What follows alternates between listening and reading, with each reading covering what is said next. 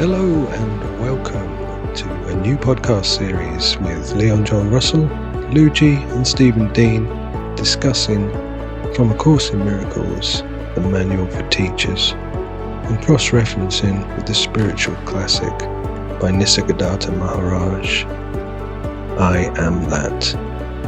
Enjoy.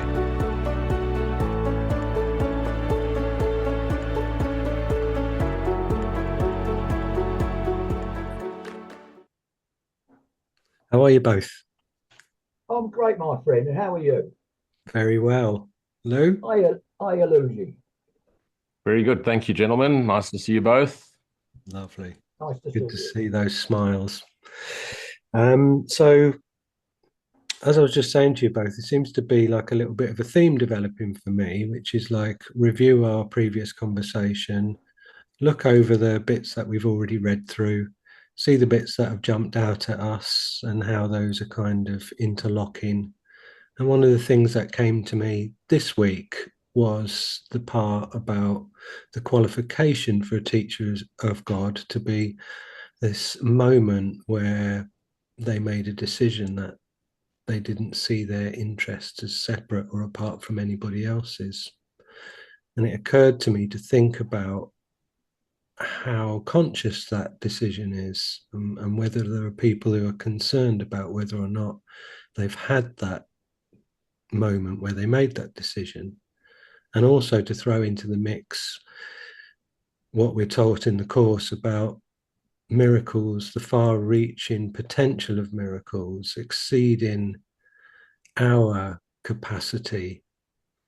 So the part of our mind outside of the dream that can guide miracles to reach their full potential is far more qualified, or is qualified to guarantee and direct the movement of that expression of love. And whereas if we tried to do it, the analogy that came to mind for me was like, interestingly, if we look at the globe and we spun a globe around, and the way that as a race, we've said, well, that's the Atlantic Ocean, that's the Pacific, that's the Indian Ocean, Arctic Ocean, the North Sea. But then when you spin the globe around, you think, well, all of these bodies of water are actually one body of water. Mm-hmm. And yet, where does that ocean end and that one begin? And it kind of led me to this point where I thought, right, I'm going to ask Lou to sort of offer people like a handle on just how conscious that decision is when you do make that choice to see your interests as not separate from everybody else's. To me, it's not a conscious choice or a conscious decision. It's a consequence of our awakening to self. It's when the holy instant is reached or experienced, then you know you're the dreamer and you've projected both your projection, your current body-mind projection, and everybody else's, and you realize the essence, the essential nature, the essence energy of everything in the universe is one indivisible self. And then you realize your interest is everybody's interest, which is to awaken to the Christ we are. It's not a conscious decision, but it's a consequence of having chosen to follow the voice. When it happens, you'll know it. If you're wondering, has it happened or will it happen? You'll know when it's happened, because it's all pervading and remains with you constantly and permanently. You cannot lose it again. It's like having tasted ice cream. You'll never forget the taste of it. I hope that sort of clears it. Yeah. Steve, have you got anything that comes to mind? For me, about sharing things. I mean, I've always been inclined to share things anyway. But once I realised what the course was, like I said the other week, like once soon as I read a few paragraphs, not only did I know it was the truth, even though I didn't quite understand it at the time, I knew I had to teach it as well. I've got to do this, And one of the most profound things that hit me while I was learning it, while I was going over the pages, was he said, "You have no past, you have no past, you have no past. But if you have no past, then neither does anybody else." Right? And that hit me like a ton of bricks. That did. I realised that any guilt I'm projecting on anybody is to somebody who doesn't have a past either. I have no past. They have no past. What I'm sharing with them is the fact that they have no past and they think they do. You know, that is my role in this. I won't say role in it. My goal is to teach people that they have no past and neither do I. And we're all one. If everybody in the entire world all lost their memories, entire memories, at a given signal, we'd all stand exactly the same. Just as we are in oneness. It's our memories that make our lives. We know this, like this is, if we went over it again and then it's a cadaver. It's your memories that make your life. The only moment is the holy incident. That moment, there's no future. So that ungraspable moment is as the future slips into the past. And last week I was saying the past slips into the future. I didn't realise I said it ran the wrong way. Jesus. But anyway, but that's what I meant. The past slips into the future.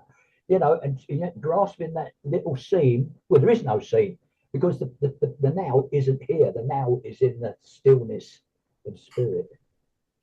And that's what we're aiming to go. And that's what we're trying to share with other people. Incidentally, I'll just say this bit. I was thinking about this yesterday. We got a bird baths out in the backyard, that garden.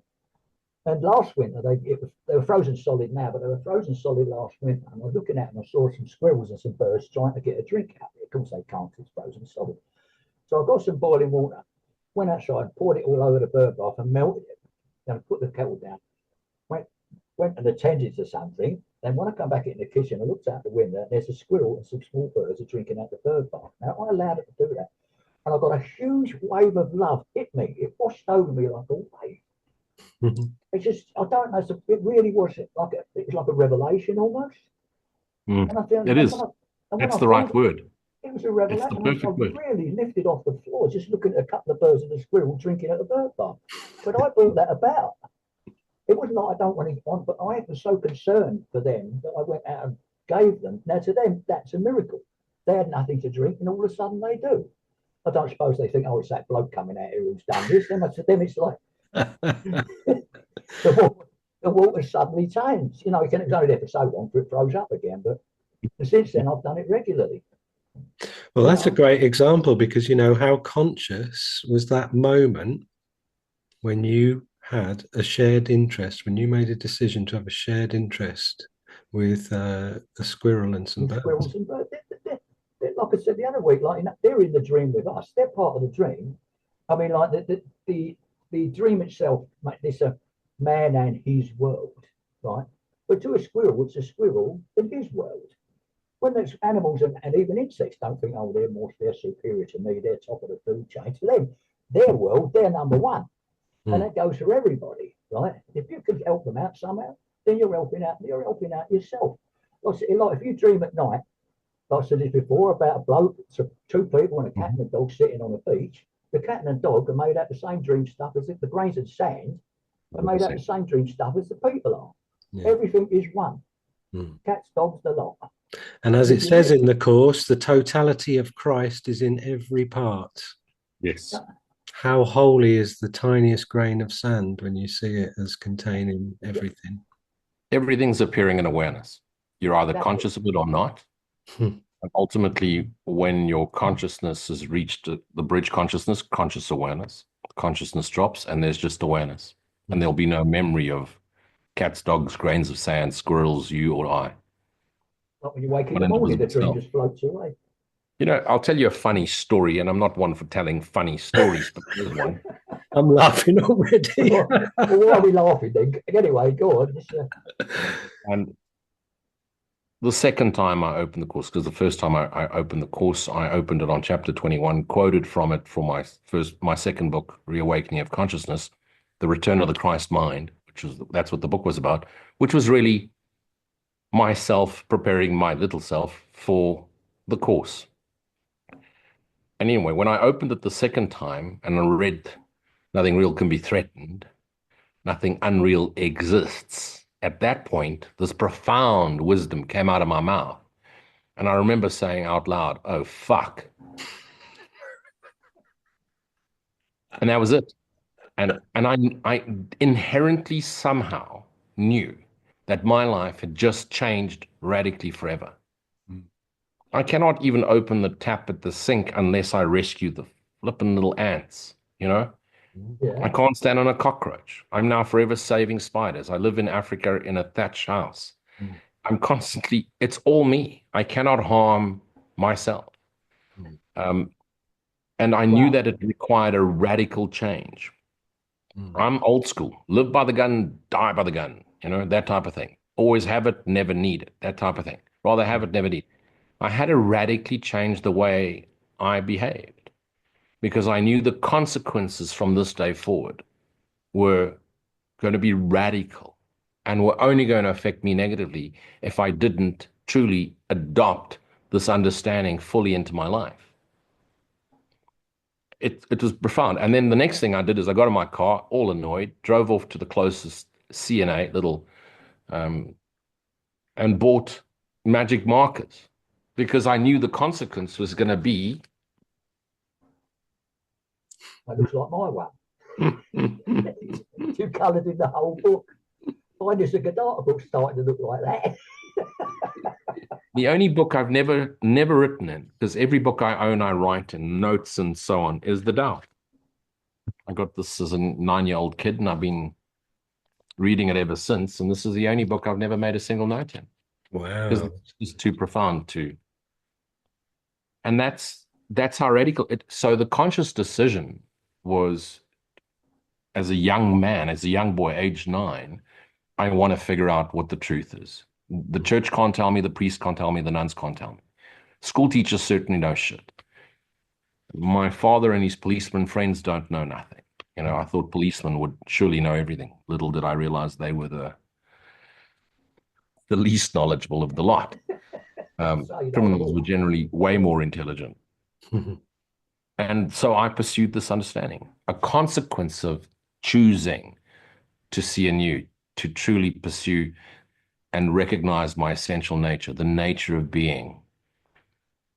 That has brought about the holy instant. But the holy instant wasn't a conscious decision. Mm. And to be very honest with you, I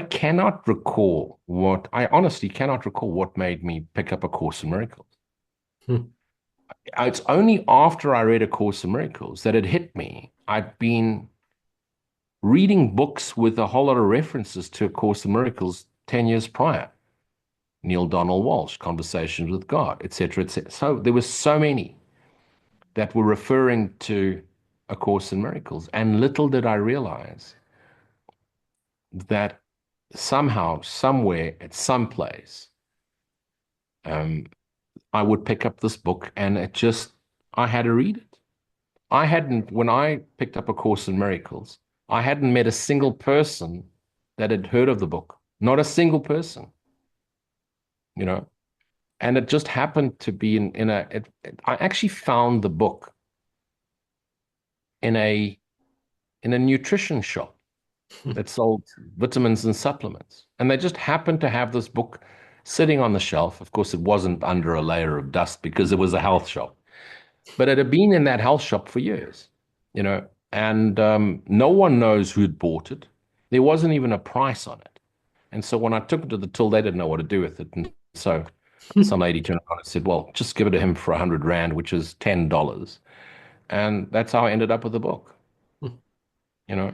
And when I went and bought it the second, because I gave it away, and then when I went and bought it the second time round, it was $250. So it had really shot up in price, and you know, I wanted to kick myself for. But again, it wasn't a conscious decision. And Mm. to be very honest with you, I had no idea what I was about to read. You know, I thought, okay, I'm going to read something about miracles and magic, and it's going to teach you how to do hands-on healing and how to project energy up your kundalini, up your, through the Uranus, up the kundalini to your third eye, and you're going to hands-on and you're going to walk on water, and you're going to perform magic tricks, and take a boiled egg and hatch a chicken from it, and Boiled chicken. no idea what I was getting into. But the profoundness of that, because I'd read the introduction, because I normally always read an introduction to a book to get it just to where it's going. And the introduction itself was just I remember time standing still. There was a deafening silence all around me, as if I had just stumbled into a new dimension. And I'm a pretty practical, logical dude. So I'll never forget that instant.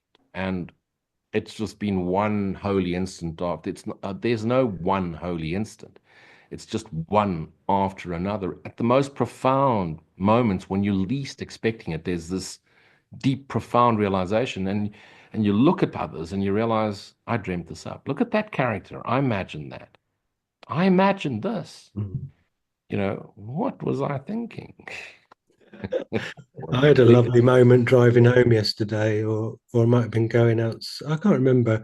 And this flock of birds went over, and I sort of said to myself, I was like, "Oh, nice one for adding that. That really looks nice at the moment in this sunlight." When I first realised that I was projecting everything around me, which is very similar to what you were saying there, my story, like, and I realised after a while, obviously your mind projects, but obviously it's all abstract, right? Yeah. What's in your mind, it doesn't look the same outside you. What does reflect back though is the emotions that your mind projects. Like an angry person just sees how things around him can make him even more angry. You know, a person in love sees things around him and everything's wonderful. When you're in love, you just see love all around you. But an angry person just sees more angry stuff. So that stuff was easier to figure out, like saying I'm projecting stuff around me. But then I realised that the more fleeting the thought, the more likely it was to manifest in the form it was thought in. Like if I thought of like a particular breed of dog or a type of car, the next day the dog would walk past or the car would drive past. I thought, that's funny. That's a coincidence, I used to say. I was only thinking about that yesterday. Oh, look, there's a borzoi or a Great Dane. That's a coincidence. I was thinking about that yesterday. But when I learned from the course, I'm projecting these things, and the more fleeting they are, the less likely they are to become abstract. They're shown you in the form they were thought in. It happens too often. I mean, coincidence is just like the ego's way of like glossing over this sort of thing. Oh, it was only a coincidence, just a coincidence. Ignore that. You ain't supposed to figure that out. You know, stop thinking about stuff like that. But really, it's just your mind putting it out there. It happens all the time. Mm. You know, Yeah. That's what grew on me and showed me the truth of it. Stop asking silly questions, you little boy. Just be quiet. It's not for your mind, it's for God's mind. All thought creates form at some level. Yep. So somewhere out there in the universe, there's a real R2D2 going beep, beep, beep.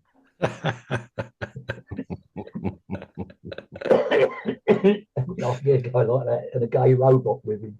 Yeah, with a red arm. Yeah. You might not recognize him because he's got a red arm. Somewhere out in the universe, look, Luke has just kissed his sister. In a universe far, far away. No wonder his dad chopped his hand off. Exactly. Naughty boy. Isn't it? Just before it started wandering. Yeah. Right, gents, let's have a look at this week's first subject in the book. So we've got who are their pupils? Certain pupils have been assigned to each of God's teachers, and they will begin to look for him as soon as he has answered the call. They were chosen for him because the form of the universal curriculum that he will teach is best for them in view of their level of understanding. His pupils have been waiting for him, for his coming is certain. Again, it's only a matter of time. Once he's chosen to fulfill his role, they are ready to fulfill theirs. Time waits on his choice, but not on whom he will serve. When he's ready to learn, the opportunities to teach will be provided for him.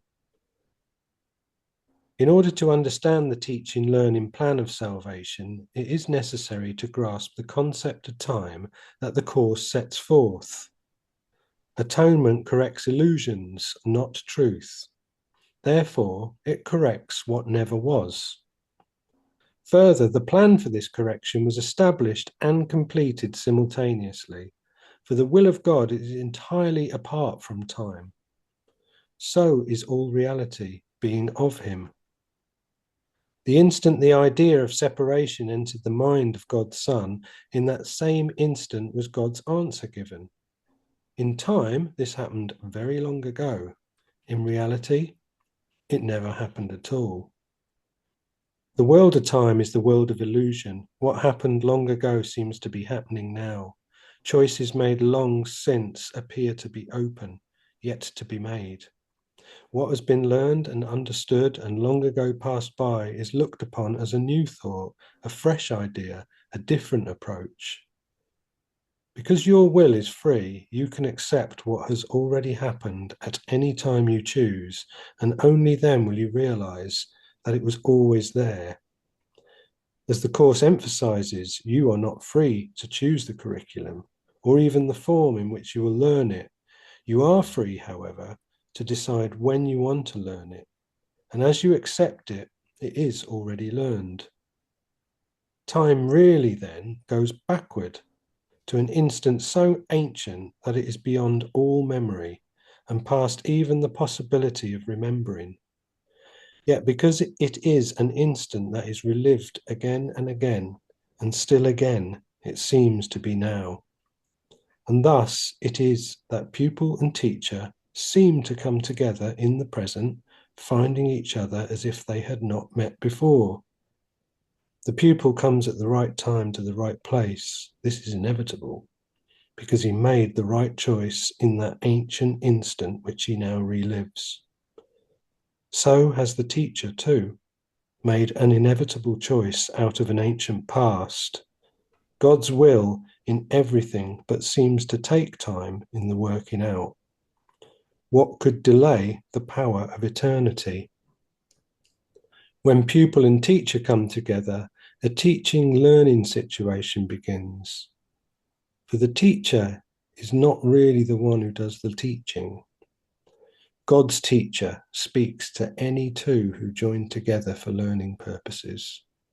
The relationship is holy because of that purpose, and God has promised to send his spirit into any holy relationship. In the teaching learning situation, each one learns that giving and receiving are the same.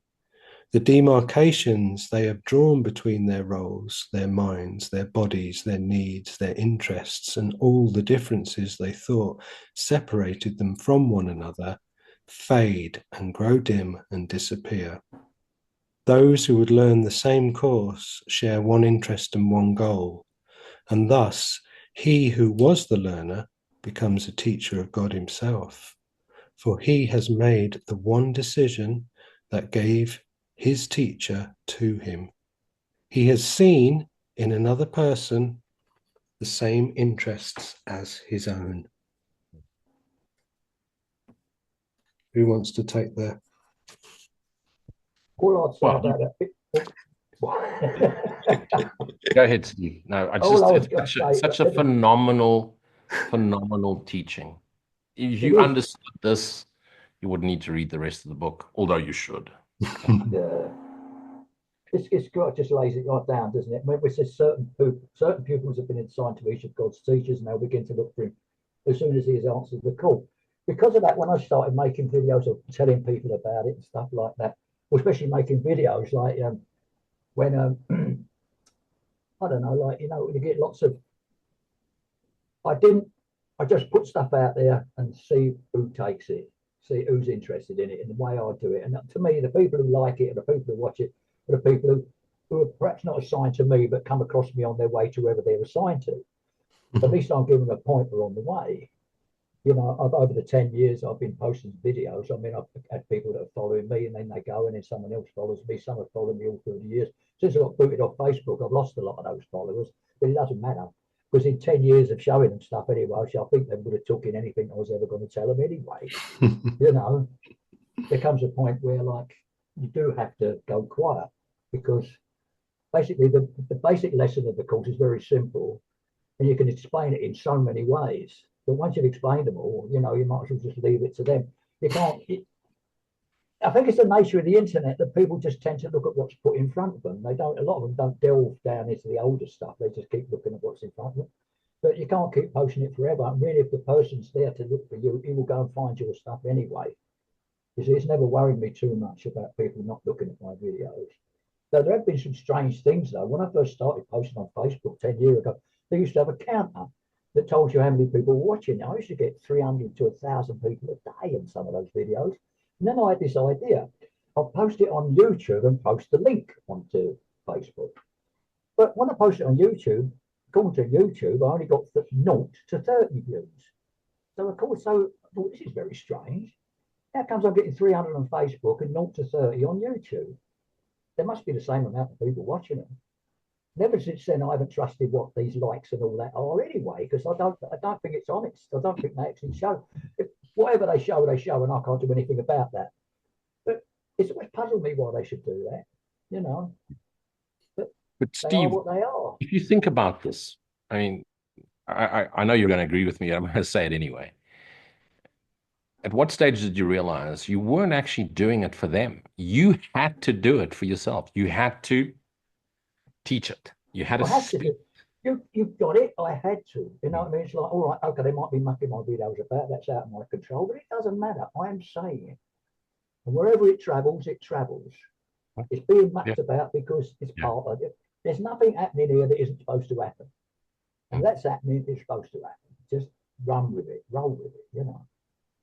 And I did the same. And when I started posting them on YouTube, I actually prevented people from commenting because if people are going to comment, then they're going to want a response and then it's going to be backwards and forwards. And I don't have the time for this. I have a busy life, blah, blah, blah. So, like, okay, no comments.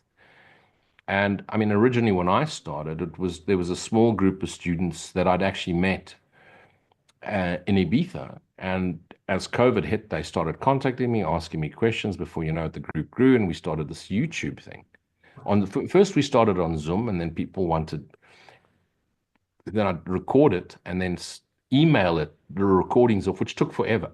But one day I said, okay, let's just do it on YouTube. Let's just do it on YouTube, Zoom it, and then share it. And before I know it, there was 1,000 subscribers and 1,500 subscribers, and just kept growing. And someone said to me, yeah, but if you make it open with comments, then you're going to get a lot more subscribers. I went, hang a second. I'm not trying to get anyone. I do this because I remember by teaching. I remember by sharing. And of course, the course also says the more you share it, the more you reinforce it within your understanding. And I've heard some of the most profound teachings coming out of myself. I'm going in a certain direction. Next thing I'm saying something else. And who just said that? And of course, I was channeling GIA or Jesus. Profound. The reality is it's Holy Spirit's just talking through us. And when you make yourself available to remember, become a member of the body of Christ, we all are as one indivisible self, it flows through you. And I just want to go quiet often. I'm going, that's it. I'm not going to teach again. I think I've said that 20 times. I've done, it's time to go quiet. I go quiet for a week, maybe two. Well, it's out. It comes out. It wakes up in the morning. It wants to write something down. Not channeling anything. It's awareness flowing through the appearance of a body mind. What appears as this is actually just pure awareness clouded by perception. That's all it is. But the truth of it, all of it, is just remembering. It's just the echoes of eternity flowing through us. But I want to go to the second verse, if I may be on. So vital. I mean, everything is vital, but certain pupils have been assigned, blah, blah, blah.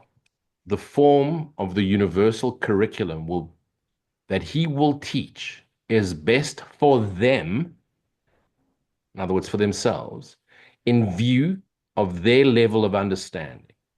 Now, if you look at the challenges we have in A Course in Miracles community, is one person is teaching, let's use Ken's ladder. Yeah. Teaching at step 1, 2, 3 of the ladder, and they're saying, Jesus says this, and Jesus said that, and Jesus says this, and Jesus says that. Then they go a little higher up the ladder and they get into the metaphysics of the course and the esoteric elements of the course. They've studied the Tao or the Egyptian Book of the Dead or the Ramana Maharishi's teachings or Papaji or Muji or Puji or whatever the hell. and they're now getting into the non-dual esoteric, and then I heard the voice, and the voice for Jesus, and Jesus spoke to me, and Zork spoke to me, and Zook spoke to me, and the Archangel Michael channeled. There's a bit of a delusion that happened. Okay, it's all happening at different rungs. And at some stage, there's a 10-step ladder, and you get to step 6, 7, and something shifts automatically, radically, profoundly. And you recognize right now on the screen, there appears to be 3 people. It's the mind dreaming all 3 characters up. And anyone watching this right now, I, the dreamer, am dreaming all this up. I, not I as in Lou, I, the I am, the dreamer, the observer, am dreaming all this up. And I'm simply having a conversation with different points of views within my own dreaming mind. This one point of view went that way, became a Buddhist. This point of view went that way, became a musician. This point of view went that direction, became a mathematician. This one went that point of view and became the great last white hope boxer. This one went that way and became a football star. This one went that way and became a housewife. This one went that way and became a policeman. Different points of views discussing possibilities as to what I can do in order to prove to God that I can usurp his power. Mm-hmm. And after we all, every single point of view failed miserably, because time's over, it's already happened, we eventually all said, there must be a better way. And surrendered to complete and total, we have no idea what we surrendered to. And somewhere, somehow, God spoke into our dream and said, return to us. That voice, which is not a memory, it's why we can't remember God or the spirit world or anything, because it's not real. Memory is an illusion only. God is present moment awareness. And somewhere in that present moment awareness, we recognize our true essential self. So you think there's a student and there's a teacher? It's self talking to self. Mm. His pupils have been waiting for him, for his coming is certain. There's a double meaning in that sentence. The primary meaning of that sentence is his pupils, okay, have been waiting for him. We're talking specifically Holy Spirit, the highest form of teacher. You know, when you get a certain rung of the ladder, no human being, whether it be Jesus 2,000 years ago or Ken or Steve or Leon, is going to suffice. The only voice that's going to suffice is the inner silent stillness, the direct communication, pure awareness, pure primordial awareness, and bang, there's no teaching. It's a knowing that comes about by just abiding. Second meaning is fractures of our dreaming mind will attract other fractures into a teaching learning scape. But ultimately, there's no difference between a teacher and a learner. From my point of view, and of course, I'm always right, because I'm an enlightened, ascended master disaster living in Africa, where I'm the only one. Don't forget this. A student learns by observing and listening. Student. So someone that observes and listens and learns, remembers, that way is called a student. Someone that remembers by beating themselves up, researching thousands of documents, bouncing things again, arguing with themselves, and then blah, spewing it forth, they learn by so-called teaching. That's the only difference. One seems to know more. One seems to be learning something. They're both remembering self. And since time is not real, there's absolutely no difference between student and teacher. It's the mind reminding the mind, I am that. Full stop, God is, full stop, let's party. How interesting, because I'm just thinking of like, this is like, obviously, if we ignore the fact that we've pressed stop a couple of times and this is just one conversation in motion and in flow, and we've come back to like the topics regarding musicians and the discussion we had around what would be the incentive for somebody to form a band and play music if there was no audience, and the level playing that field that creates. And interestingly, I was having a conversation with someone yesterday, and they were asking me what instruments I can play. And I sort of said, I play guitar, I play drums, I play bass, I'm a vocalist, I can do a little bit of this and a bit of that.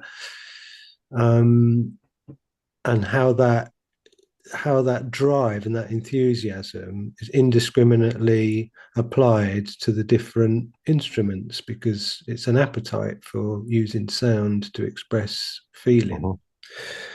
And then the question always comes up, oh, did your mum and dad play music? You know, did one of them a musician? I'm like, no. Oh, and it's like, but what I learned from my mum and dad, which is of equal value to when I first stood in front of somebody close up playing an instrument, like Steve said that he used to do when he was learning guitar. He used to literally go and position himself in front of the guitarist so he could watch their fingers. That is like incredibly important. But I remember my mum and dad singing and inhabiting the music and interacting with it, rather than being in the same room as some sounds and not connecting with it in a visual way for me.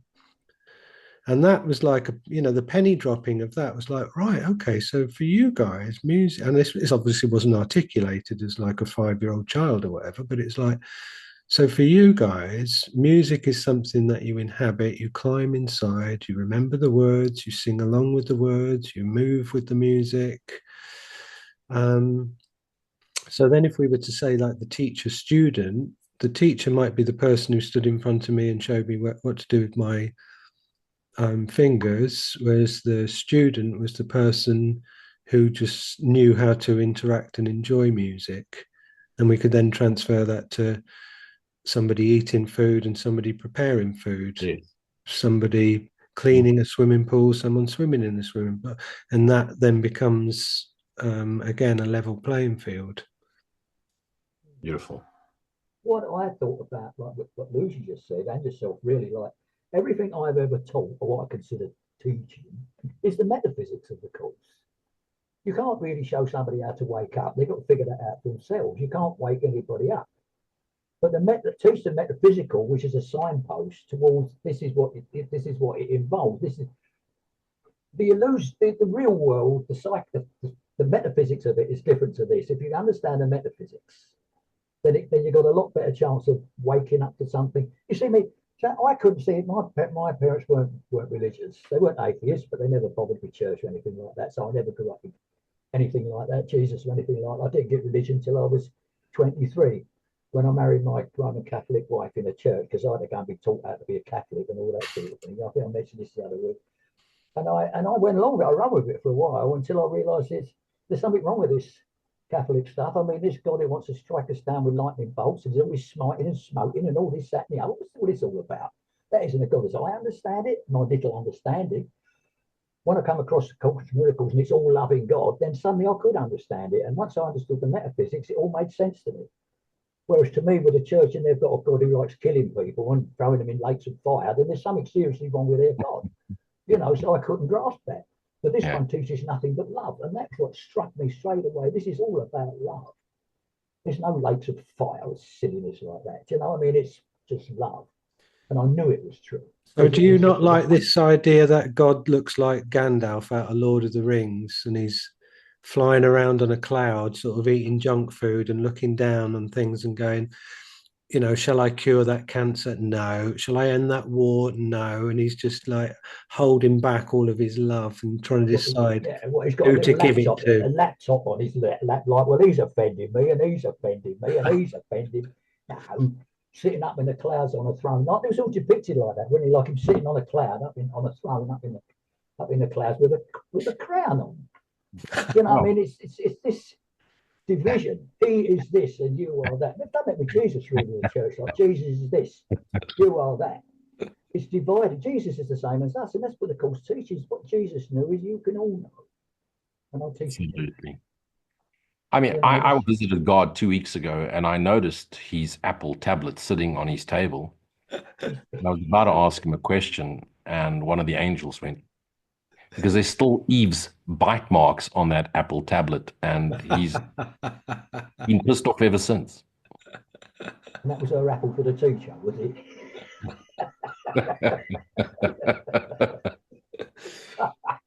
Brilliant. There's a couple of lines I want to pick out here in the last paragraph. For the teacher is not really the one who does the teaching. Absolutely not. There's no such thing as any of us teaching anybody anything.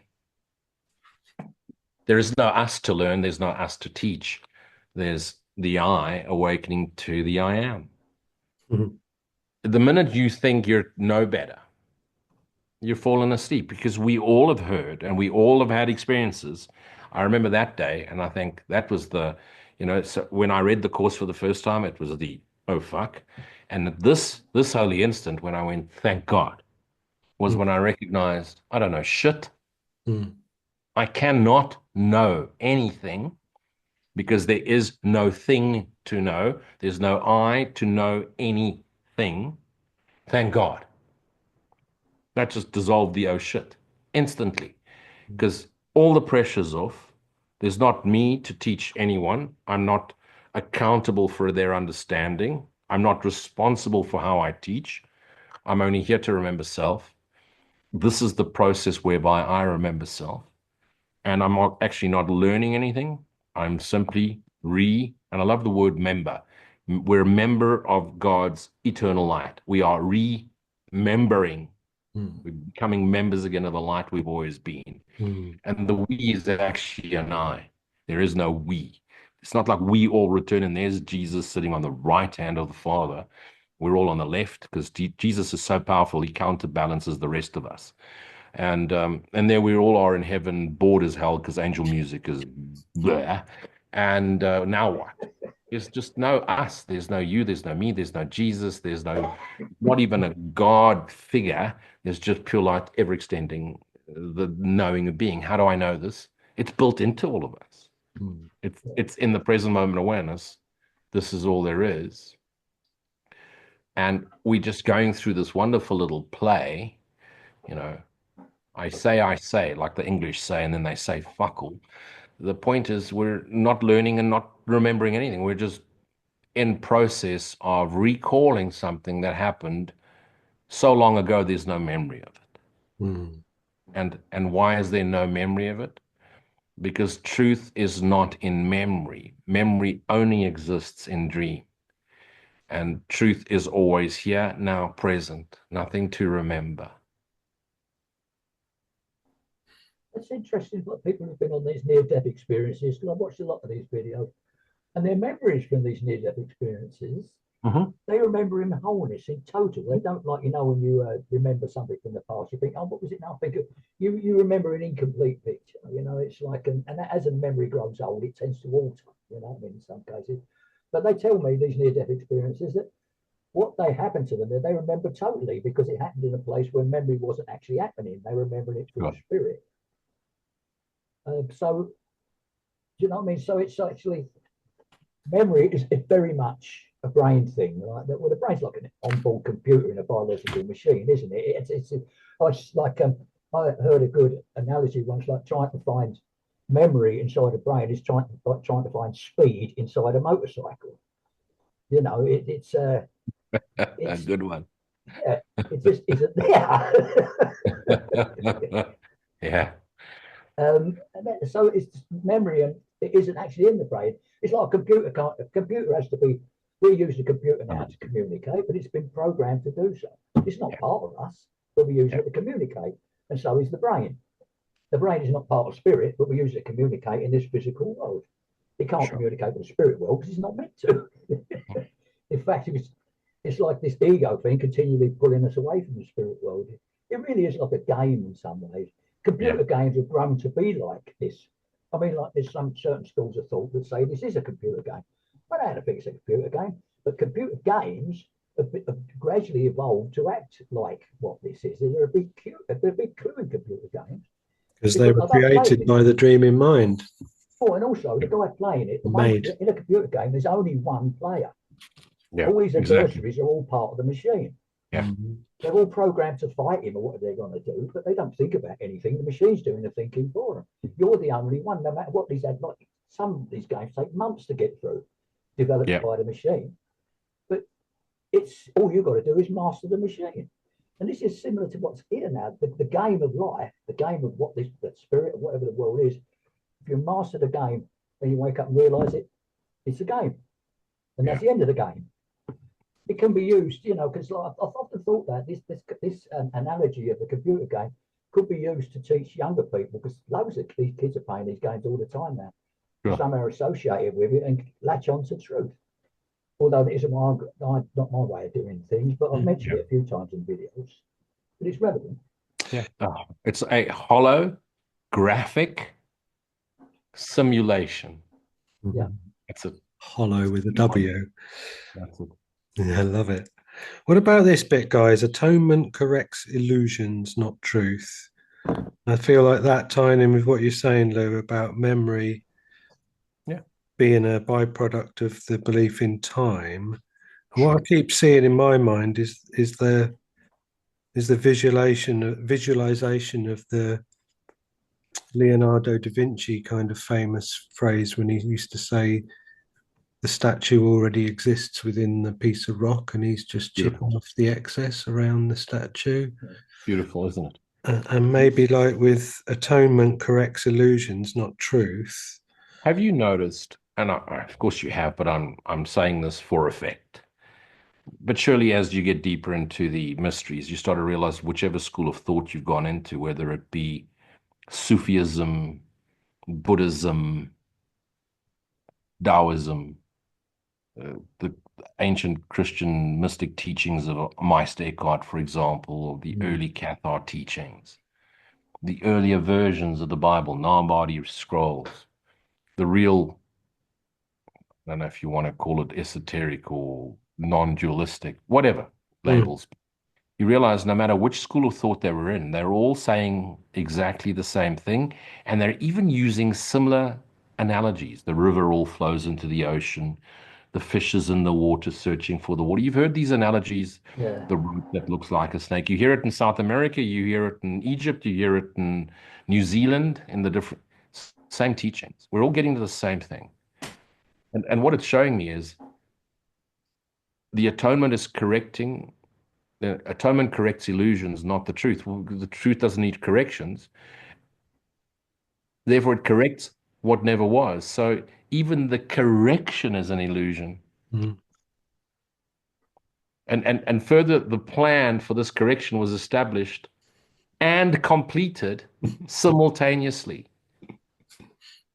So it's over. Big bang, over. Mm. But It's got like what's his name, Mr. Gaddafi calls circularity. It ends at the beginning.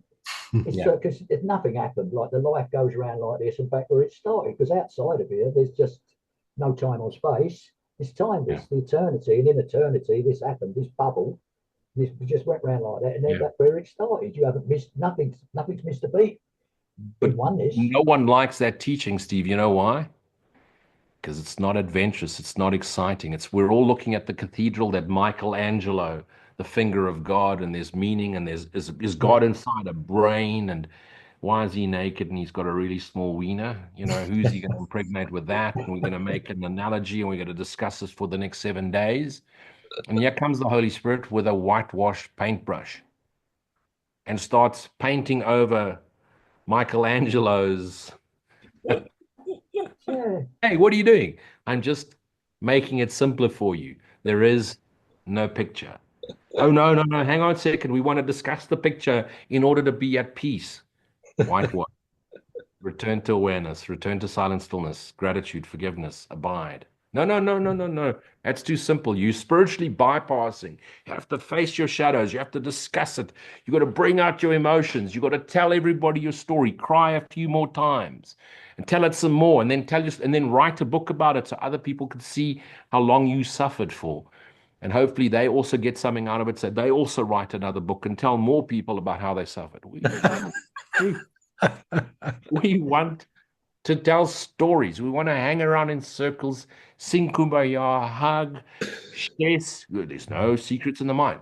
Tell our stories, cry again. Boo! Look how I suffered. The world is so cruel. Someone else has done this to me. White paintbrush. Abide. Rest in God. Rest is awareness. No, no, no, no, no, no, no. Teach me something. Oh, look at this teacher. This teacher is so holy. Apparently, they don't eat. You ask certain people to make them sandwiches in a kitchen. Oh, that one walks on water, and that one speaks to certain messengers that appear only to them in private, never in public. We don't want the truth. We want to be bullshitted and told stories, and we want to feel special. We don't want to recognize the atonement corrects illusions, not truth. Therefore, it corrects what never was. Stop telling your story. How do you forgive? You stop talking about it. You stop talking about it. I live in a country, South Africa. Apparently, Trump is quite upset with us. And and 30 years after apartheid, those of us that were activists and really fought for it, what's the one thing we just cannot get rid of? People cannot stop talking about apartheid. How do we move forward until we've all forgiven ourselves, abide in awareness, find one joint point of view, one goal which we all follow, unity, love, compassion, rebuild? Unless we do, we're going to be telling the story forever. Look, I'm enlightened, so when my Mm. body dies, I'm going to floaty, floaty up to heaven. Jesus and I are going to smoke a cigarette together. Okay, he's going to smoke a shisha, and I won't have to worry about this anymore. But in the meantime, I'll be a teacher for God, and I'll teach the ignorant students. But how interesting is that with the question earlier of how conscious is this decision Yeah. to say, I see my interests as shared with everybody else's, because to put emphasis on that was purposeful because it is an inarticulated, it's not even a memory, it's like just an inbuilt part of the fabric of what we are. And it's Mm. a recognition, a recognition. Yes. And you could say the flip side to it is what you've just described, which is like, I am going to make a conscious decision to remember all my boohoo moments and to talk Mhm. about them and to sit in them and to perpetuate them mentally, because to let go of them, Yeah, yeah. what's my identity? And then that comes back to the whole Nisargadatta, I am Mm. that, the space in between thought. And that is a real strong re-identification process. There's something I was sharing recently and saying, we've all heard that, oh, you're not your thoughts, then who are you? This kind of thing Mhm. over and over again. And it's like, oh yeah, I know what you mean. But that's a thought. And to say I know what I mean, what you mean is a thought. Mhm. But if you learn to slow the mind or to observe the mind to the point where its own interest that it is generating doesn't want to follow these convoluted pathways of thought anymore and wants to come back to the peace that's its natural state, then of its own accord it will take its attention and start to place it on those tiny little gaps and minuscule little moments in between blah blah blah blah blah blah blah blah blah blah blah. And then you can start to open that up. And in between all of that nonsense is your identity, but it's not defined by words or thoughts. It's not experienced in a way that you can talk about it, you can point at it. If someone else knows how to point at it, they can understand where you're coming from. But Mhm. to actually make that severance between thinking that your identity is all of that nonsense that goes on all the time in your head Yeah. is a huge, huge step. It's a huge like undertaking, and it's only for me to do in my mind. I don't need to think right. The atonement. I'm going to fly out to America and I'm going to do Steve's atonement for him. I'm going to look at what he's doing and I'm going to undo everything for him, and then he's going to fly to South Africa and do. It, just keep to your own backyard, sort Yep. yourself out, And then that demonstration, as it says in the course, your mission is simple. You've simply got to demonstrate that you're not an ego. The end. Mhm. That's it. And if I can do that in my backyard, and like you said earlier about people that you're brushing up against recently who are going, wow, they're attracted to your piece, Mhm. even though they might not know you, they might not talk. We don't have to do all of that. That's the guidance, that's the miracle travel in the expression of love, going far beyond any reach that we can perceive of. Just leave all that to the part of the mind outside the dream and just clear your back garden of the interference that's stopping you remember the statue inside the piece of rock. That's it. And Nice. another beautiful thing is, I remember when I first met Steve, I was doing a talk and he popped up and he made a comment. And I thought, geez, this guy gets it, you know. Wow. Okay. Wow. I mean, I don't often hear another Course in Miracles student speaking in an aligned point of view. Wow. And then I just looked him up. When the video came out, his name was at the bottom of the screen when he made a comment and spoke a little. And I looked him up and I recognized he's got a whole lot of video clips on YouTube. And I listened to the first one and a half and I went, nah, I'm not going to listen to Steve anymore. There's no point. We're completely aligned. There's no point in listening to Steve. Steve is another fraction of my aligned self, and um, there's another brother from the exact same direction. That's it. And I've actually recognized that I very seldomly listen to any course teacher, um, especially those that are awake to self. Every now and again, I'll listen to Keith Kavanaugh, for example, but literally I'll pop in and I'll listen to 2 minutes of Keith, and I'll switch off. I've got we're completely aligned. Keith may use slightly different words, and he really speaks very gently, and he's really just pure compassion and love coming out of Keith. Just beautiful. But there's no point in listening to Keith. We get it. Understand is the wrong word. We're at the same awareness of self, the knowing of self. That's it. Um, and I started listening to other non-course teachers like Candace O'Hara, and I just Buddhist school of teaching, and just wow, she's using very different words to a course, fully aligned.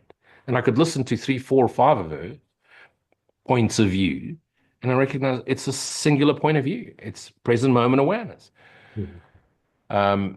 Rupert Spira, although he does the one thing that Rupert Spira for me misses out is Rupert Spira says God is dreaming. And I'm going, you've missed the step. And ultimately, it's all God. Yes, Rupert, we agree. But in order to explain the dreamscape and why do cruel things happen to good people and why would God let this happen, you've missed a step. A fracture, an extension of God, a fracture has fractured itself into the universe, contents of a dream, consciousness.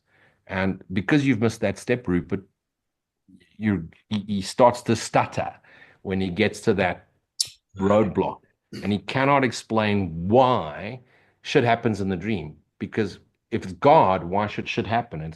Because it's indirectly God. It's the extension of God. It's extension. Sun is dreaming and separated.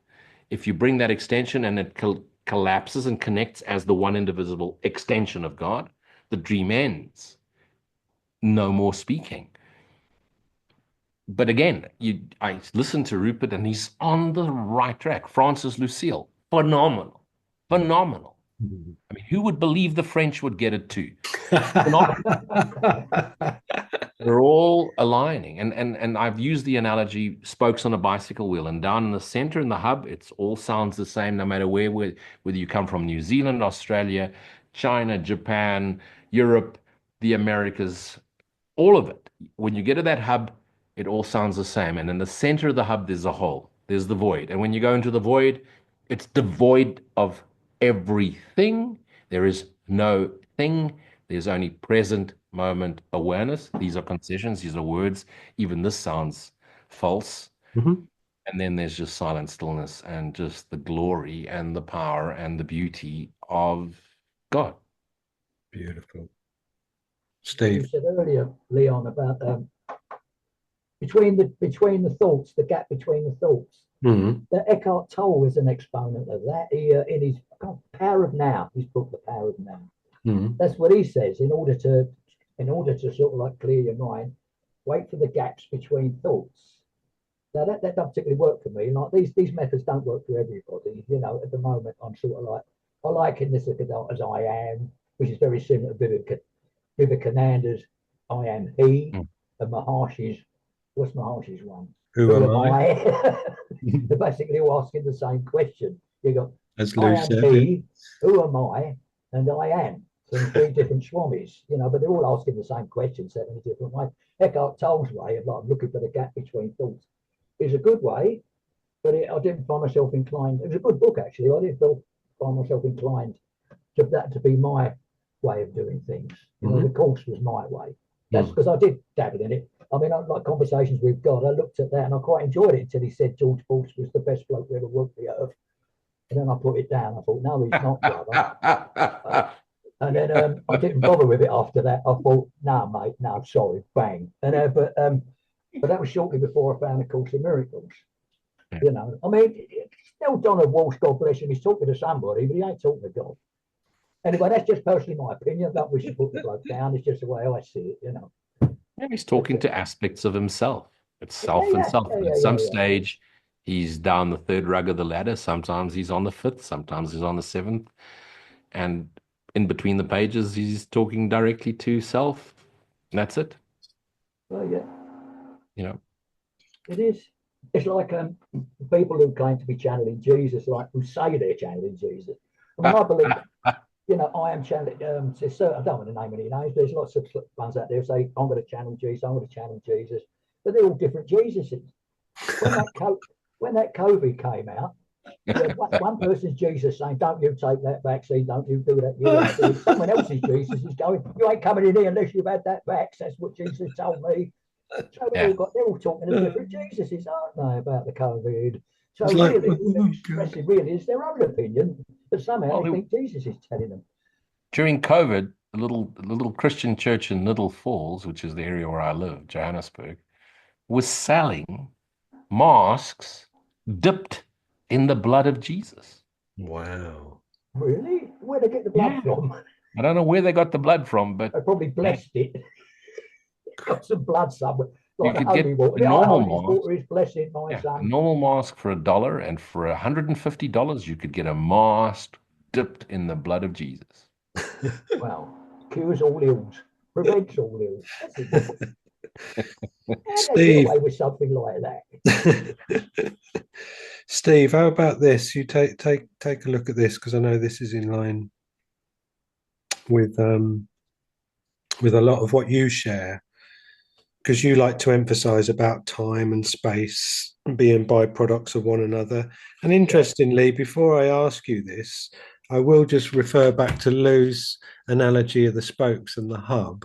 Yeah. And I think there's a really interesting stage that I noticed in my journey, which I always make a differentiation between with like Newtonian physics and Einstein's physics. Yeah. Whereas I think of that space, I normally think about the empty silent space. If you looked at it from a Newtonian point of view, he thought that ether was just empty, dead space, and like the sun hung over here and the moon hung there and the earth hung there. And then when Einstein came along, he was like, no, that's space, dude. That's electric. It's alive. It's the fabric of everything. And these secondary planetary bodies, they're what's in the space. You know, he flipped it completely over. Yeah. And I think it's important for people when they listen and hear the hub analogy to know that every time one of those spokes dissolves and the memory of God comes to a quiet mind, in that hub isn't just dead, empty Newtonian space. It's it's the most blissful, alive, perfect awareness of oneness There's no that space. could be. It just is. The It just isness, is. the isness of the hub. But Yeah. Steve, And also people like Newton, I mean, up until Einstein, well, pretty much to this day, I mean, Newton developed his laws. Right, this is a law of action reaction. This is a law of action law reaction. But they're not God's laws. They're his laws. He just made them up. So like, this is how I think it all works. This works like this is the law of this. It gives you a handle on understanding. I suppose in astrophysics and stuff like that. I mean, I don't know, but really, it isn't anything. Even what Einstein said. I mean, Einstein's like his thoughts of it was because Einstein went over to the spiritual because he found himself being pulled over there. You know, you can't explain the quantum physics is really kind of a spiritual thing. Just like, as I understand, it's a study of a mind. It's a study of a mind. They won't admit it's a study of God. It's a study of some kind of a mind that they can't understand. I don't know. what about We're less all than going up the same ladder. We're going up the same ladder. You're going, on the one side of the ladder, I'm going on the other side of the ladder. We're all looking at it from different angles and perspectives. Yeah, it's the same thing from a different angle. What about less than 117 though? I'm under no laws but Newton's. That was edited by Jesus, and Newton was taken out because Jesus was getting rather jealous by that lesson. Brilliant, Steve. So the world of time is the world of illusion. What happened long ago seems to be happening now. Choices made long since appear to be open, yet to be made. What has been learned and understood a long ago passed by is looked upon as a new thought, a fresh idea, and a different approach. Well, that's the holy instant, isn't it? It's just keep bang, bang, bang, bang, bang. It's happening all the time. And once it passes into memory, it's gone. There's no future. As I said earlier on, it's just, you see, in reality, there's no past or future. Everything's happening at once. It's only for us that we actually, that's why I like them. So-called, I should imagine these people who have spirit guides and stuff like that. If you can truly have a guide who's going to tell you what's going to happen in the future, he's obviously somewhere where he can see it. He's in a place where the future is there. If you outside the circularity into the oneness, they can see everything from beginning to end. But if they really are in oneness, why would they bother trying to tell us what's going on when they know it's all going to end anyway?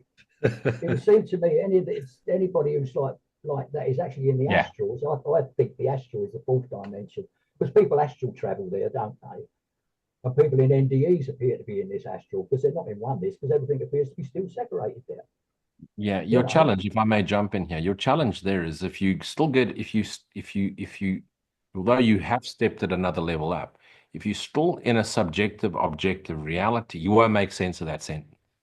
So the minute there's a you and an I or some at a higher plane talking down to me or seeing the whole picture and I'm not seeing it, the minute you split it, that even though it's less dual at a higher vibrational frequency, it's still in the realm of duality. Yeah. And that sentence cannot be made sense in duality. It can only be made sense in present moment awareness. So,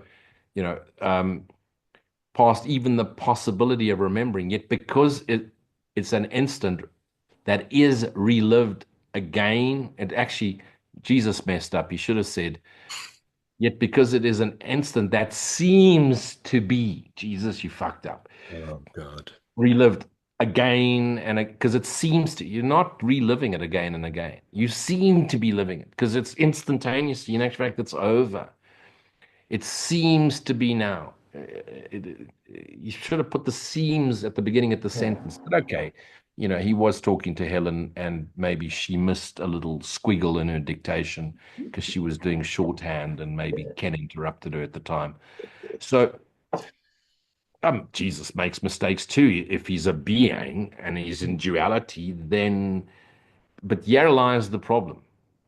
And at some stage in this understanding, especially who are his pupils, who are God's teachers and who are his pupils, you've got to get to the point of recognizing I am imagining all of this. I'm imagining something's talking to me. I'm imagining the universe, like Steve spoke about the dream. And when I've awoken to self, I still recall my dream, but I'm awake. I'm having breakfast now. And I'm replaying my dream thinking, what the fuck was I thinking? And I haven't quite forgiven myself between, hey, pass me the coffee and the sugar. I haven't quite, still replaying. Yeah. Was a really silly thing I did there, inventing spiders and politics. I could have should, what the? And that's what we're really doing to ourselves, seeming to replay that story in our head. And it's lunchtime, and I'm still sitting at the table, and I'm still imagining it. I've finished breakfast now, and it's Brilliant. okay. Brilliant. Someone else is serving me a next meal, and I'm still recalling it. And okay, something in this meal triggers a memory, an ancient memory that never happened. And wow, the silent stillness relived again. And that's the beauty of it. The beauty is that it takes us through a journey, which never happened. But it has to take us through the journey as if we're going through a journey to recognize, and thus that the pupil and teacher seem to come together in the present, finding each other as if they had not met before, because they haven't. They never will. There is no you and I, except in our little dream where you and I and Steve and everybody watching this right now is thinking, but this feels real. And we love the excuse, but I'm only human. No, you're not human. That's your ego making an excuse for choosing to stay in suffering. I am, God is, full stop. One of the greatest things about the course is teaching people that they actually do have a choice, because most people don't realize they do. They think that's it. They're just stuck with it. And that's the real prison of this life, of this world. The Yes. real prison is thinking you have no choice. You're just here and just have to put up with it without realizing there's something you actually can do something about it. Yes. Yes, yes, yes. But to combine what you're both saying, when you were saying a little while ago, Steve, about Jesus and people having different Jesuses that they're talking about, and Lou saying that if you perpetuate the standpoint that you and Jesus are engaged in any way in communication, that is duality, isn't it? Whereas if you can just spin it around to say, that's me, that's my voice, I'm Mm. his voice. Even where do you end up with words? You've got to. It's like your vocabulary has to get smaller and smaller and smaller, and you sort of hear Yes. yourself mid-sentence thinking, "Oh, I'm going to have to start this sentence again," because it's already collapsing in on And itself.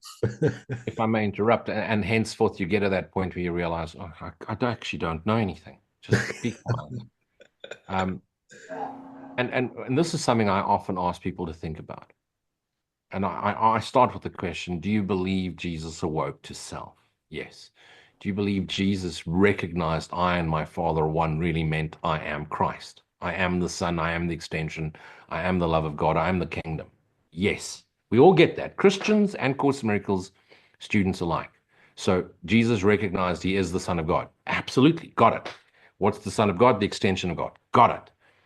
Okay, so when his body, whether it died, dissolved, ascended, or dematerialized, and then found himself in France, where Francis Lucille comes from, and after whatever he floated, where is he now?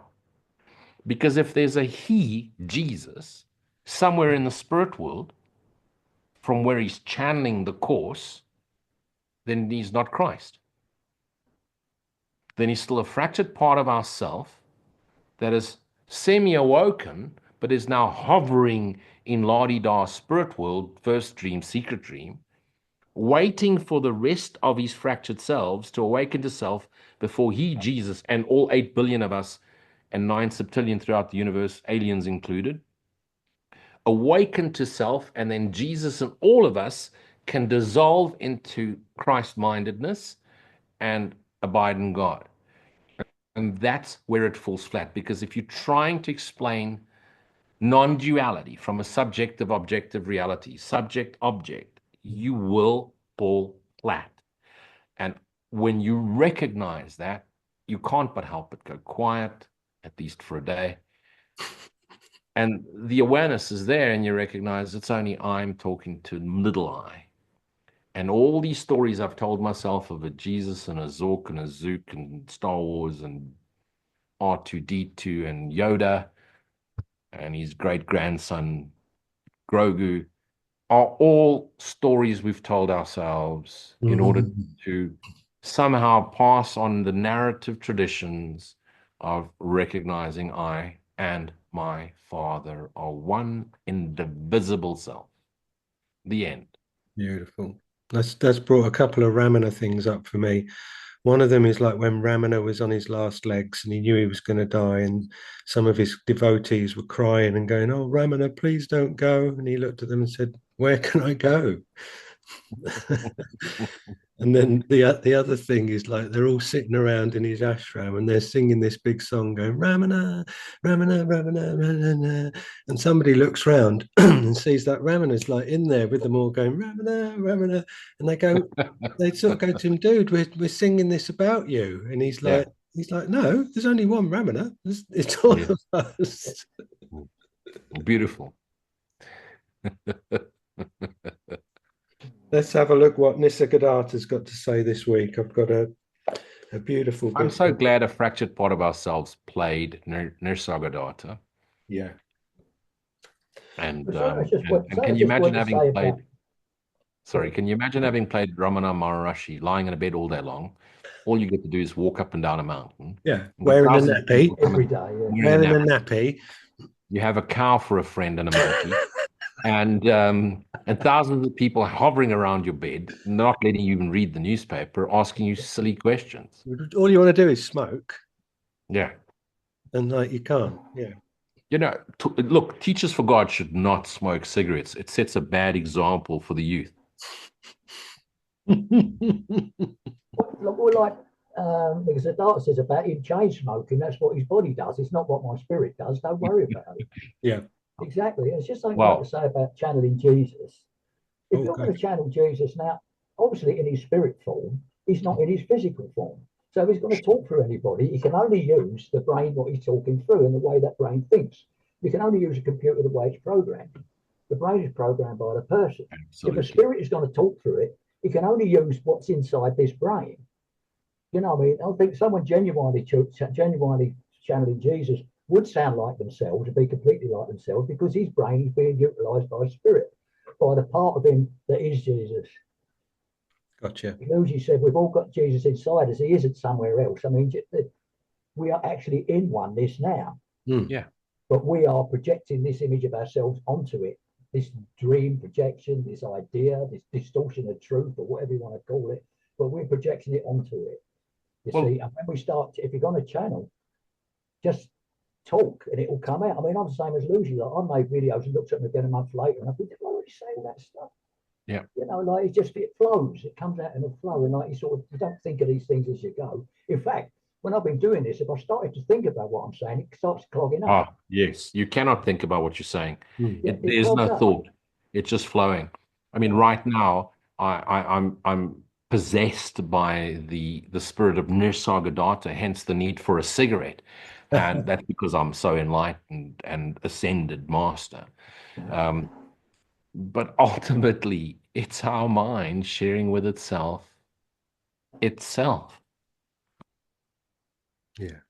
And some people are visual learners and they benefit from seeing the Holy Spirit in the form of the man who lived 2,000 years ago. Beautiful. And what a beautiful teaching, right?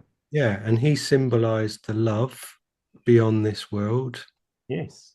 And the Holy Spirit, they speaks of that. And for some people, they have got a more of an abstract leaning, and they don't need personification. They can identify with the abstraction of a communication that just reaches to itself at the level of mind. Yeah. But let's have a look at what Nisargadatta's got to say. So he says, this is him and somebody asking him a few questions. Nisargadatta said, there's trouble only when you cling to something. Yeah. When you hold on to nothing, no trouble arises. The relinquishing of the lesser is the gaining of the greater. Give up all and you gain all. Then life becomes what it was meant to be, pure radiation from an inexhaustible source. In that light, the world appears dimly like a dream. If my world is a dream, and merely a dream, and you're part of it, what can you do for me? If the dream is not real, having no being, how can reality affect it? While it lasts, the dream has temporary being. It is your desire to hold on to it that creates the problem. Let go. Stop imagining that the dream is yours. Well, you seem to take for granted that there can be a dream without a dreamer, and that I identify myself with the dream of my own sweet will. But I am the dreamer and the dream too. Who is to stop dreaming? Let the dream unroll itself to its very end. You cannot help it, but you can look at the dream as a dream, refuse it the stamp of reality. Here I am sitting before you, I'm dreaming, and you're watching me talking in my dream. What is the link between us? My intention to wake you up is the link. My heart wants you awake. I see you suffer in your dream, and I know that you must wake up to end your woes. When you see your dream as dream, you wake up. But in your dream itself, I am not interested. Enough for me to know that you must wake up. You need not bring your dream to a definite conclusion or make it noble or happy or beautiful. All you need is to realize that you're dreaming. Stop imagining, stop believing. See the contradictions, the incongruities, the falsehood and the sorrow of the human state, the need to go beyond. Within the immensity of space floats a tiny atom of consciousness, and in it, the entire universe is contained. Well, that's straightforward enough. Beautiful. A It tiny is. aspect of consciousness, and within that tiny aspect of consciousness, the entire universe. In the dreamer's mind. Insane. There's no concept of size in dreams, is there? You know, in a dream, I mean, there's no talking in dreams. Everything's symbolic in dreams. There's nothing. No one talks to you in a dream. It's all some symbolic. And those teachings are 100 years, not even 100 years old, right? No. Yeah. And yet in the Upanishads, same teachings, 4000 BC. Mm. Yeah, the Upanishads are brilliant. Yeah, the Mahavakyas, the four Mahavakyas, which precede that, they reckon at least 12,000 years. The same simple teachings. And my favorite verse of the Tao Te Ching, I'll say this, 67. 67, which is actually LG. Some say my teachings are nonsense or nonsensical.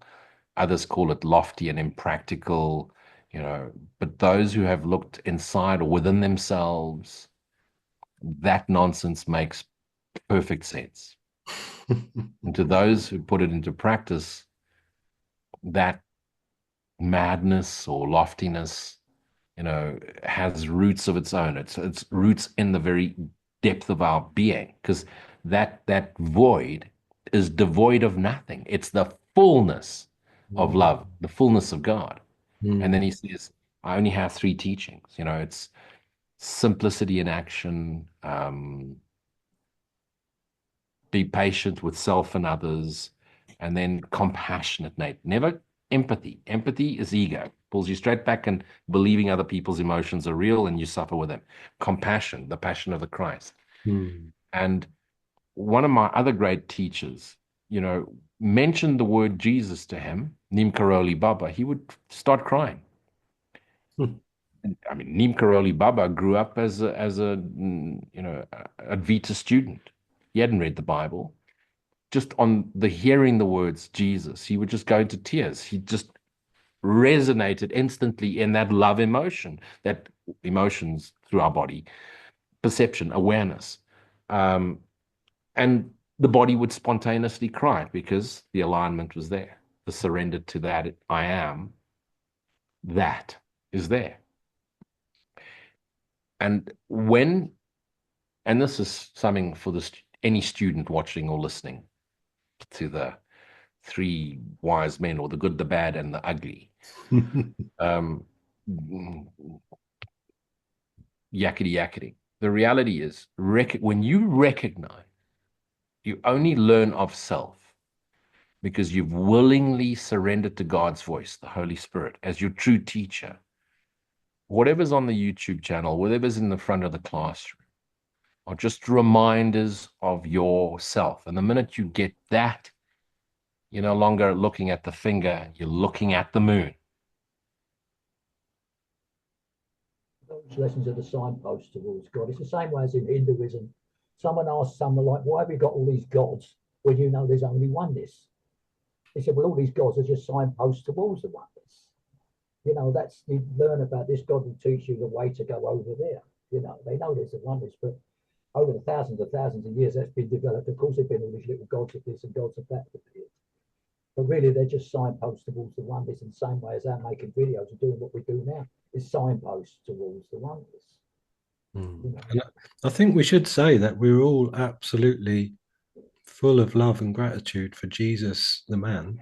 But we also, why we're here, that goes without saying something. yeah, but we also identify the absorption of the man into the Christ consciousness that precedes the man. And when we're talking earlier about when it says, you know, this doesn't illusion, whatever the words were, if one of you've got it in front of you, of like atonement corrects illusions, not truth, you know, it's pertinent to that as well, you know. Yes. And it's pertinent to this notion that the silence isn't like a dead Newtonian space, but like it's like Einstein identified, it's got everything in there. And then how interesting is that? Because then that aligns the model of a God with the model of Buddhism, where you could say there is no God as such at the pinnacle of their triangulation of the Trinity. It's the emptiness, but the emptiness is full, like Lou was saying. The hub is full. Now, space is not empty. Exactly. It's just the perfect love of God. That's all it is. That's all it is. Just that old business. Love. That's all. Just that old business. Chuck it in the drawer. I'm going to get the telly on, see what's going on in the world. I'll tell another little story. And I was asked just the other day, but Lou, you seem like you really are anti the Bible. And I went, just the opposite. I love the Bible. I still read it daily. But what I love about the Bible is it's a wonderful historical document. How accurate, we don't know. But what I love about it is it brought about a reminder. And then I spent the rest of my life really trying to understand what it really meant, as opposed to listening to some person's secondhand version of what they thought it was because they've learned it from someone else who learned it from someone else who learned it. I really wanted to understand it. And who cannot love, even if, remember, Jesus' narrative teaching, there's no conclusive evidence, empirical evidence that there was ever a Jesus. So you can argue that point. And yes, there's lots of scholars that go looking for it, and you go looking for it with a certain objective, you'll find it. But the point is that even if he remains a concept, the fact that we can conceptualize an unconditionally loving man who fully recognized his God self means if we can imagine that and love someone like that, it must be within ourselves too. And so the minute we can stop looking outside ourselves for that answer and look inwards, there is Christ, the I am, the great I am. That's why Christ Jesus was called the great I am, because he brought us the awareness of the great I am. We all are as one indivisible Holy Son of God. Beautiful. Who cannot love it? It's We cannot impossible. love a brother that came before us, that set us up to remember self and remember God. And then because we fucked up properly everything that had been written about us, he went and found Looney Bin Helen and chatted to her for 7 years nonstop until she wrote it all down. Wow. A part of ourselves hasn't given up on ourselves, and that part of ourselves is the part of ourself that knows self and God as one indivisible self. Wow. Wow. Wow.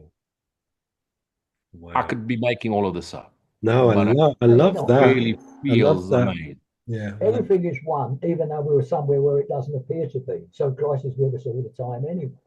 In the world of spirit, the true world, we're stuck in this dream, illusion, distortion of truth, idea, whatever you want to call it, believing that we're separate from him, and that's all it is. You've got to regain. You see, people like the church says Jesus is there, like the statue of Jesus. He's there, and you're here. He's in here, and that's what should be taught. Because the people find it Exactly. very difficult to grasp, and it should be taught in schools. The Jesus is within you, and you just got to reach him. And once you reach him, you're fine.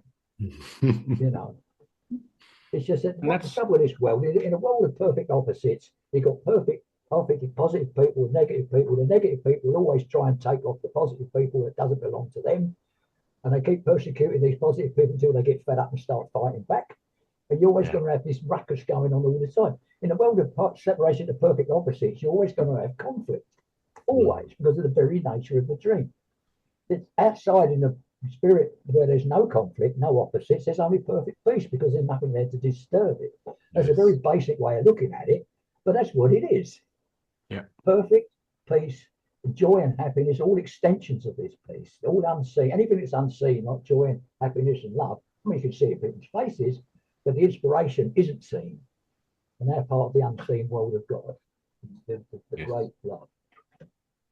Look, we screwed it up for the last 2,000 years because we misspelt the word. Instead of saying Christ I am, Christiam, we put an end at the end of the word and called it Christian. We lost it. If we had just instead of Christiam, Christ I am, we would have had it 2,000 years ago. Love it. Christ I am. That's a good thought. That's yeah, that's right. Yeah. Love it. And I just channel that. Thanks, Zork. Talk from Yes, Luke. I love that. I really think that's a beautiful, powerful thought as well, to say there's no historical evidence, but it's kind of almost irrelevant whether the man existed Someone said there because was. Someone said, I mean, whether he existed or we not, someone wrote those constructed words him. down. Yeah, but we like Lou was saying, we created a symbol for a love not of this world, who overcame this world with the crucifixion. And it always reminds me of I don't know, some of the first ever pictorial attempts to speak about the separation. I think it's like Helena Blavatsky from The Secret Doctrine. Yes. She mentions these four circles, and the first circle is empty, and that's to represent God or perfect oneness as we would know it in coarse language. Then the second circle has got a dot in the middle, and that would be what we would call the tiny mad idea, where within that perfect oneness, there's now the notion of a separate entity. And then the third circle is got a horizontal line in it. So that's now duality. It's like God, man. And then the fourth circle has got the horizontal line in it, but it's also got the vertical line of it. And that's the first ever mention of the cross. And that is where the God has fallen into man and is now on the cross as such. And yet Jesus was a man who refused to work to that script, and it's like, no. And he overcame the world, and our deep love and gratitude for that aspect of ourselves, that the truth of our one identity within the mind of God, Christ, Holy Spirit, the voice for Christ, Jesus, or the Holy Spirit, all the same. Boom. Yep. Have it. So amazing. Another really wonderful, inspiring conversation. Shame about the laughter, but I'm hoping we can start to iron that out as the weeks go by. It can just become Yeah, we've got to make this more serious because we can't have the Son of God remembering to laugh. bloody good point, Lou. Yeah. Got to remember not to laugh. Yeah, No, exactly. you've got to remember to laugh, and that's gone wrong. No. I We just- remembered No. not to laugh. It's Shakespearean, isn't it? I've said this a few times. I remembered not to laugh. It's I remembered not to laugh. It's Shakespearean. Yeah. It's from the poem. What they call it, pentameter. It's written in. Iambic Very pentameter. Shakespearean. Yeah, iambic pentameter. Well, I hope you both have a really low energy, miserable week, and Thanks a you lot. keep your thoughts really down on those lower rungs and full of concepts, and just remember to not connect with any of the infinite lightness of being, as Lewis likes to call it. Well, I'll consider it, but I doubt it. Stick to your I'll let finite. you know. I'll let you know how I got on next week. Stick to the finite darkness of not being. Oh, there's the title for next week's episode. Blessings, brothers. Blessings to you Good all. to connect See you again. both. Lovely. It's lovely to chat with you again. I'll Thank see you for your next week. time. Thank you. Lovely. Have a good. See you.